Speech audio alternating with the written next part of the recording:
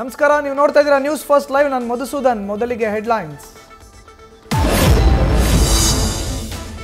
ಸಚಿವ ಜಮೀರ್ ಅಹಮದ್ ವಿರುದ್ಧ ಆದಾಯ ಮೀರಿ ಆಸ್ತಿ ಗಳಿಕೆ ಕೇಸ್ ಆರೋಪದ ಬಗ್ಗೆ ದಾಖಲೆ ನೀಡಲು 3 ನೋಟಿಸ್ ಕೊಟ್ಟರು, ಕ್ಯಾರೆ ಅಂದಿಲ್ಲ.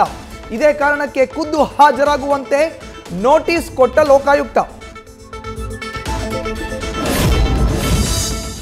2 ಸೋಲಿನಿಂದ ಕಂಗೆಟ್ಟಿದ್ದ ನಿಖಿಲ್ ಕುಮಾರಸ್ವಾಮಿ ಮಗನ ರಾಜಕೀಯ ಭವಿಷ್ಯಕ್ಕಾಗಿ ಸೈಲೆಂಟ್ ವಾರಿಯರ್ ಆದ ಅನಿತಾ ತೆರೆಮರೆಯಲ್ಲಿ ಚನ್ನಪಟ್ಟಣದ ಮಹಿಳಾ ಮತದಾರರನ್ನ ಗ್ರಾಮಕ್ಕೆ ತೆರಳಿ ಅವಿರತ ಶ್ರಮ.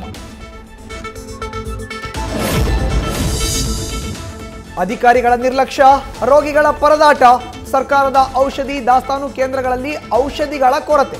ತೀರಾ ಅಗತ್ಯ ಇರುವ 250 ಔಷಧಿಗಳೇ ಸಂಪೂರ್ಣ ಖಾಲಿ.